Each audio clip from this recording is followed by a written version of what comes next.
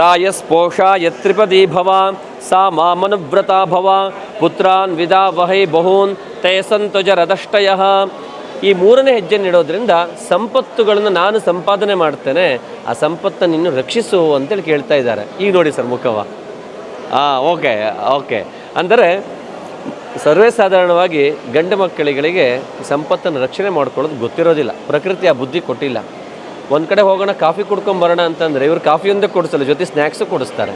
Snacks ಕೊಡಿಸ್ಬೇಕು ಅಂತ ಮಾತಾಡ್ಕೊಂಡು ಹೋಗಿರೋಲ್ಲ, ಕೊಡಿಸ್ತಾರೋ ಕೊಡಿಸಲ್ಲ 100% ಕೊಡಿಸ್ತಾರೆ. ಅದೇ ನೀವು ಮನೆಯಲ್ಲಿ ಅನ್ಫಾರ್ಚುನೇಟ್ಲಿ ಬಟ್ ನಿಮ್ಮ ತಾಯಿಯವರು ಇಲ್ಲ, ಸಪೋಸ್ ತಾಯಿಯವರು ಯಾವಾಗ ಹೋದ್ರು ನಂಗೆ ಗೊತ್ತಿಲ್ಲ. ಓಕೆ. ಹಾಗೆ ನೀವು ಚಿಕ್ಕ ಏಜಿನ ಅವ್ರ ಜೊತೆ ಕಳೆದಿದ್ದೀರಿ. ನೀವು ಕಾಲೇಜಿಗೆ ಹೋಗಬೇಕಿದ್ರೆ ನಿಮ್ಮ ತಾಯಿಯವ್ರ ಹತ್ರ ಸಪೋಸ್ 100 ರೂಪೀಸ್ ಕೇಳಿದ್ರೆ ಎಷ್ಟು ರೂಪಾಯಿ ಸಿಗ್ತಾಯಿತ್ತು ಸರ್? 10 ರೂಪೀಸ್. ಕರೆಕ್ಟಾಗಿ ಕೇಳಿಸ್ಕೊಳ್ಳಿ, 10 ರೂಪೀಸ್ ಕೇಳ್ತಾ ಇತ್ತು. ಅಮ್ಮಂಗೆ ಗೊತ್ತಿದೆ 100 ರೂಪೀಸ್ ಇದ್ದರೂ ಅವ್ರ ಹತ್ರ 1000 ರೂಪೀಸ್ ಇದ್ದರೂ ಕೊಡೋದೆಷ್ಟು? 10. ಇದು ನೀವು ನಾಳಿಂದ ರಿಪೀಟ್ ಆಗುತ್ತೆ. ಯಥಾ ಪ್ರಕಾರ ಧರ್ಮಪತ್ನಿ ಅಷ್ಟೇ, ಇದು ಯಾಕೆ ಅದು ಯಾಕೆ ಅಂತ 100 ಪ್ರಶ್ನೆ ಮಾಡ್ತಾರೆ. ಆದ್ದರಿಂದ ರಾಯಸ್ಪೋಷಾಯ ತ್ರಿಪದಿ ಭವ, ನಾನು ಸಂಪಾದನೆ ಮಾಡಿದಂಥ ಸಂಪತ್ತನ್ನು ನಮ್ಮ ಮುಂದಿನ ಜೀವನಕ್ಕೆ ಕಾಪಾಡಿಕೊಳ್ಳುವ ಜವಾಬ್ದಾರಿ ನಿನ್ನದು ಅಂತ ಹೇಳ್ತಾ ಇದ್ದಾರೆ. ಓಕೆ, ನೆಕ್ಸ್ಟ್ ಹೋಗೋಣ 4ನೇದಕ್ಕೆ. ಮಾಯೋ ಭವ್ಯಾಯ ಚತುಷ್ಪದಿ ಭವ ಸಾ ಮಾಮನುವ್ರತಾ ಭವ ಪುತ್ರಾನ್ ವಿದಾವಹೈ ಬಹೂಂತೆ ಸಂತುಜ ರದಷ್ಟಯಃ. ಮಾಯೋಭವ್ಯ ಅಂದರೆ ಹ್ಯಾಪಿನೆಸ್ ಅಂತ ಅರ್ಥ. ಅವ್ಳ ಮುಖ ನೋಡಿ, ಕೋಪದಲ್ಲಿದ್ದಾರಾ? ಅಲ್ಲ, ನೀವೇನಿದ್ರಿ? ಇವ್ರು ಹೇಳ್ತಾರೆ ಕೋಪದಲ್ಲಿದ್ದಾರಾ? ಪ್ಲೆಸೆಂಟಾಗಿದ್ದಾರೆ ತಾನೆ? ನಿಮ್ಮ ಮನಸ್ಸು ಹೇಳ್ತಾ ಇಲ್ವ ಯಾವಾಗಲೂ ಇದೇ ಥರ ಇವ್ರು ಇರಲಿ ಅಂತ? 100% ಅಲ್ಲ? ಅದೇ ಹೇಳ್ತಾ ಇರೋದು, ನನ್ನ ಜೀವನದಲ್ಲಿ ನೀನು ಸದಾಕಾಲ ಇದೇ ಒಂದು ಸಂತೋಷವನ್ನು ನನಗೆ ಉಂಟು ಮಾಡಿಕೊಡು, ಹ್ಯಾಪಿನೆಸ್ನ ಸದಾಕಾಲ ಉಂಟು ಮಾಡಿಕೊಡು ಅಂತೇಳಿ ಕೇಳ್ತಾ ಇದ್ದಾರೆ. ಅವ್ರು ಓಕೆ ಅಂತ ಹೇಳ್ತಾರೆ ಅಂತ ಅಂದ್ಕೊಂಡಿದ್ದೀನಿ. ಮುಂದೆ ಹೋಗೋಣ. ಪ್ರಜಾಭ್ಯ ಪಂಚಪದಿ ಭವ ಸಾ ಮಾಮನುವ್ರತಾ ಭವ ಪುತ್ರಾನ್ ವಿದಾವಹೈ ಬಹೂಂತೆ ಸಂತುಜ ರದಷ್ಟಯಃ. ನಾವು ಸಂವಿಧಾನದಲ್ಲಿ ಹೇಳ್ತಾರೆ ಭಾರತೀಯ ಪ್ರಜೆಯಾದ ನಾನು ಅಂತ ಶುರು ಮಾಡ್ತಾರೆ ಎಲ್ಲ. I am the people of the India ಅಥವಾ ಲೈಕ್ ದ ಎಲ್ಲ ದೇಶ ಅವ್ರವ್ರ ದೇಶದಲ್ಲಿ ಹೇಳ್ಕೊತಾರೆ. ಪ್ರಜಾ ಅಂತಂದರೆ ಸಂತಾನ ಅಂತಲೇ ಅರ್ಥ. ನಾವು ಯಾವ ದೇಶದ ಸಂತಾನ ಅಂದರೆ ನಾವು ಈ ದೇಶದ ಭಾರತದ ಪ್ರಜೆಗಳು ಅಂತ ನಾವು ಹೇಳ್ತಗೊಳ್ತೇವೆ ನಮ್ಮನ್ನು. ನಾನು ಎಷ್ಟೋ ಸರಿ ಎಲ್ಲ ಕಡೆಗೂ ಹೇಳೋದುಂಟು, ನಿಮಗೂ ಅದು ಫೀಲ್ ಆಗಿರುತ್ತೆ. ಎಷ್ಟೋ ಸರಿ ನೀವು ಟ್ರಾವೆಲ್ ಮಾಡ್ತಾ ಇರಬೇಕಿದ್ರೆ ಯಾರೋ ಒಬ್ಬರು ಹ್ಯಾಂಡಿಕ್ಯಾಪನ್ನು ನೋಡಿದರೆ, ಇವರು ಎಸ್ಪೆಷಲಿ ಸ್ಪೀಚ್ ಆ್ಯಂಡ್ ಹಿಯರಿಂಗಲ್ಲಿ ವರ್ಕ್ ಮಾಡಿದ್ದಾರೆ, 100% ಕಣ್ಣೀರು ಬರುತ್ತಲ್ಲ ಹೋದರೆ. ನಾವು ದೇವರಲ್ಲಿ ಕೇಳ್ಕೊಳ್ಳೋದು ಏನು ಹೇಳಿ, 2 ಅಂಶ ಕೇಳ್ಕೊಳ್ತೀವಿ ಅವ್ರು ನೋಡಿದಾಗ. ದೇವರೇ ನನ್ನನ್ನು ಚೆನ್ನಾಗಿಟ್ಟಿದೆಯಾ, ಈ ಥರ ಪರಿಸ್ಥಿತಿ ನನಗೆ ಕೊಟ್ಟಿಲ್ಲ, ರೈಟ್. 2ನೇದು ಕೇಳ್ಕೊಳ್ತೀವಿ, ಈ ಥರ ಮದುವೆ ಆದಾಗ ನನಗೆ ಜನಿಸುವಂಥ ಸಂತಾನವು ಕೂಡ ಆರೋಗ್ಯಪೂರ್ಣವಾಗಿ ಐಶ್ವರ್ಯಪೂರ್ಣವಾಗಿರಲಿ, ನಾನು ನೋಡಿದಂತಹ ಅಂತಹ ವಿಶೇಷ ಚೇತನರ ಹಾಗೆ ಇಲ್ಲದೇ ಇರಲಿ ಅಂತ ಕೇಳ್ಕೊಳ್ತೀವಿ, ಹೌದಲ್ಲ? ಅವರಿಗೆ ತುಂಬ ಚೆನ್ನಾಗಿ ಎಕ್ಸ್ಪೀರಿಯನ್ಸ್ ಇಲ್ಲ, ಲೈಫ್ ಕಣ್ಣೀರು ಬರ್ತದೆ ಅಂತ ನಮ್ಗೆ ಗೊತ್ತಿಲ್ಲ. ಹೀಗೆ ವಿಶೇಷವಾಗಿ ಅಂತಹ ಶ್ರೇಷ್ಠವಾದಂಥ ಸಂತಾನವನ್ನು ನಾವು ಹೊಂದೋಣ.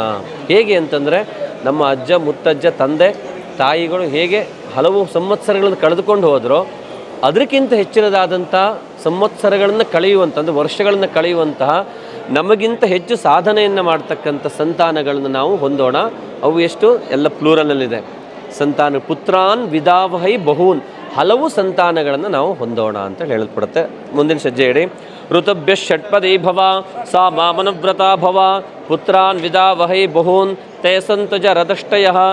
ಋತು ಅಂದರೆ ಸೀಸನ್ ಅಂತ ಅರ್ಥ. ಇಂಗ್ಲೀಷ್ ಅವರು 3 ಸೀಸನ್ ಹೇಳ್ತಾರೆ ಅಲ್ಲ, ಮಳೆಗಾಲ, ಬೇಸಿಗೆಗಾಲ, ಚಳಿಗಾಲ ಅಂತ 3 ಸೀಸನ್ ಹೇಳ್ತಾರೆ. ಬಟ್ ನಾವು ಹಿಂದೂ ಕ್ಯಾಲೆಂಡ್ರಲ್ಲಿ ನಾವು 6 ಸೀಸನ್ ಹೇಳ್ತೀವಿ, 6 ಋತುಗಳು ಅಂತ ಕರಿತೀವಿ.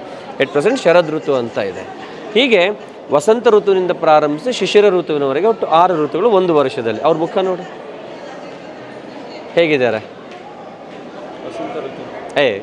ನೀವು ತುಂಬ ಸ್ಟ್ಯಾಂಡರ್ಡ್ ಶಬ್ದ ಹೇಳ್ತಾ ಇದ್ದೀರಾ. ಖುಷಿಯಾಗಿದ್ದೀರಾ ದುಃಖವಾಗಿದ್ದಾರೋ? ಖುಷಿಯಾಗಿದ್ದಾರೆ. 1 ಸೆಕೆಂಡ್. ನೀವು ಕೇಳ್ತಾ ಇದ್ದೀರಾ ಋತುಭ್ಯ ಷಟ್ಪದಿ ಭವ, ನಮ್ಮ ಜೀವನದ ಎಲ್ಲ ಋತುಗಳಲ್ಲೂ ನೀನು ಹೀಗೆಯೇ ಇರೋ. ಇವತ್ತಿದೆಯಲ್ಲ ಇದೇ ರೀತಿಯಾಗಿದೆ. ಅಂದರೆ ಲೈಕ್ ಇದೊಂಥರ ECG ಮಾಡ್ದಂಗೆ ನಮ್ಮ ಲೈಫು. ಸಮ್ಟೈಮ್ ತುಂಬ ಅಪ್ಪಿಗೆ ಹೋಗುತ್ತೆ, ಸಮ್ಟೈಮ್ ಡೌನ್ ಸಡನ್ನಾಗಿ ಬಂದುಬಿಡುತ್ತೆ, ಅಪ್ ಆ್ಯಂಡ್ ಡೌನ್ಸ್ ಇದ್ದೇ ಇರುತ್ತೆ. ಎಟ್ ಪ್ರೆಸೆಂಟ್ ಎಲ್ಲಿ ನೋಡಿದ್ರು ವಾರ್ ಸಿಚುವೇಶನ್ ಕಾಣಿಸುತ್ತಾ ಇದೆ ಪ್ರಪಂಚದಲ್ಲಿ. ನೀವು ನೋಡ್ತಾರೆ ಎಷ್ಟೋ ದೇಶಗಳ ನಡುವೆ ವಾರಗಳು ಶುರುವಾಗಲಿಕ್ಕೆ ರೆಡಿ ಮಾಡ್ಕೊತಾ ಇದ್ದಾರೆ ಅಥವಾ ಬ್ಯಾಕ್ ಸಪೋರ್ಟ್ ಮಾಡ್ತಾ ಇದ್ದಾರೆ, ಎಸ್ಪೆಷಲಿ ಇನ್ ದೇಶದವರು, ನೀವಿರೋ ಈಗಿನ ದೇಶದವರು. ಹೀಗೆಲ್ಲ ಇರುವಾಗ ನಾಳೆ ವಾಟ್ ನೆಕ್ಸ್ಟ್ ಅಂತ ಗೊತ್ತಿಲ್ಲ. ಲೈಕ್ 2020 ಥರ ಕೋವಿಡ್, ವಾಟ್ ನೆಕ್ಸ್ಟ್ ಅಂತ ಗೊತ್ತಿಲ್ಲ. ಆರಾಮಾಗಿದ್ದವ್ರು ನಾಳೆ ಗೊತ್ತಿಗೆ ಲಾಕ್ಡೌನ್ ಆಗಿಬಿಟ್ಟಿದ್ದಾರೆ. ಅಂಥ ಸಂದರ್ಭದಲ್ಲೂ ಕೂಡ ನೀನೇನು ಮಾಡು ಅಂತಂದರೆ, ಏನೇ ಅಪ್ ಆ್ಯಂಡ್ ಡೌನ್ಸ್ ಇದ್ದರೂ ಕೂಡ ನೀನು ನನ್ನ ಜೊತೆಗೆ ಇವತ್ತಿನ ಹಾಗೆ ಕಾಮಾಗಿ ಇರೋ, ಸಂತೋಷದಿಂದ ಇರು ಅಂತೇಳಿ ಹೇಳ್ತಾ ಇದ್ದಾರೆ. ಮುಂದೋಗೋಣ. ಸಖಾ ಸಪ್ತಪದಿ ಭವ ಸಾ ಮಾಮನುವ್ರತಾ ಭವ ಪುತ್ರಾನ್ ವಿದಾವಹೈ ಬಹೂನ್ ತಯಸಂತು ಜ ರತಷ್ಟಯ. ನಿಮ್ಮ ಬೆಸ್ಟ್ ಫ್ರೆಂಡ್ ಯಾರು? ಹೆಸರು? ಓಕೆ. ನಿಮ್ಮ ಬೆಸ್ಟ್ ಫ್ರೆಂಡ್ ಯಾರು ಸರ್? ಹಾಂ, ರಕ್ಷಿತಾ. ಯಾರು ಸರ್? ಓಕೆ, ಕೈ ಹಿಡೀರಿ, ಇನ್ನೊಮ್ಮೆ ಹಿಡೀರಿ. ಅವ್ರಿಗೆ ನಾನು ಸಿಗ್ನಲ್ ಕೊಟ್ಬಿಟ್ಟು ಇವ್ರ ಹೆಸರು ಹೇಳಿ ಅಂತ. ಅವಳು ಯಾರೋ ಶಾಲಿನಿ ಗಿಲಿನಿ ಅಂದ್ಬಿಡೋದು ಆಮೇಲೆ. ಸಖಾ ಸಪ್ತಪದಿ ಭವ. ಈ ಒಂದು 7ನೇ ಹೆಜ್ಜೆ ಇಡೋದ್ರಿಂದ ನೀನು ನನ್ನ ಜೀವನದ ಶ್ರೇಷ್ಠವಾದಂತಹ ಸ್ನೇಹಿತೆಯಾಗಿರು ಅಂತೇಳಿ ಕೇಳ್ತಾ ಇದ್ದಾರೆ. ನೀವು ಓಕೆ ಅಂತ ಹೇಳಿದ್ದಾರೆ ಅವರು ಆಲ್ರೆಡಿ. ಯಾಕೆಂದರೆ ಜೀವನದಲ್ಲಿ ನಮಗೆ ಎಲ್ಲರಿಗೂ ಸಹ ನನ್ನನ್ನು ಸೇರಿಸಿ ನಾನು ಹೇಳೋದು, ನಮ್ಮ ಧರ್ಮಪತ್ನಿ ಒಬ್ಬರೇ ಅಲ್ಲದೆ ಹಲವು ಜನ ಸ್ನೇಹಿತೆಯರು ಇರ್ತಾರೆ. ಆದರೆ ಅವರು ಕೇವಲ ಸ್ನೇಹಿತರಷ್ಟೇ. ನಮ್ಮ ಜೀವನದಲ್ಲಿ ಕೊನೆಯವರೆಗೆ ಬರುವಂಥವ್ರು ಯಾರು ಅಂದರೆ ಕೇವಲ ನಮ್ಮ ಧರ್ಮಪತ್ನಿಗೆ ಧರ್ಮಪತಿ ಮಾತ್ರ. ಅರ್ಥ ಆಗ್ತಾ ಇದೆಯಲ್ಲ? ಇದು ಜೀವನದ ಅತ್ಯಂತ ಶ್ರೇಷ್ಠತೆ ಆಗಿರ್ತದೆ. ಅದನ್ನು ಯಾವತ್ತೂ ಕೂಡ ನಾವು ಮೀರಿ ಹೋಗಲಿಕ್ಕಿಲ್ಲ. ಹಾಗಾಗಿಯೇ ಕನ್ಯಾದಾನವನ್ನು ಮಾಡಿದಂಥ ಸಂದರ್ಭದಲ್ಲಿ ನೀವು ಅವರಿಗೂ ಕೂಡ ಅವಾಗ ಹೇಳಿದ್ದಷ್ಟೇ, ಮಿತ್ರೋಸಿ ಪರಿಗೃಹಾಮಿ ಅಂತ ಅಗ್ನಿ ಮುಂದೆ ಹೇಳಿದ್ದು ಇದಕ್ಕೇನೆ. ನಾನು ನಿನ್ನನ್ನು ನನ್ನ ಜೀವನದ ಶ್ರೇಷ್ಠವಾದಂಥ ಸ್ನೇಹಿತೆ ಎಂಬುದಾಗಿ ನಾನು ನಿನ್ನನ್ನು ಪರಿಗ್ರಹ ಮಾಡ್ತಾ ಇದ್ದೇನೆ ಅಂತ. ಬೇರೆ ದಾನದ ಹಾಗೆ ಕನ್ಯಾದಾನ ಅಲ್ಲ ಅಂತ ನಾನು ನಿಮ್ಗೆ ಅದಕ್ಕೆ ಮತ್ತೆ ತಿಳಿಸಿ ಹೇಳ್ತಾ ಇರೋದು. ಆಯ್ತಲ್ಲ? ಮುಂದವ್ರಿಗೆ ಹಾಗೆ ಕೈ ಹಿಡ್ಕೊಂಡು ಮುಂದೆ ಬನ್ನಿ, ಅಷ್ಟೇ.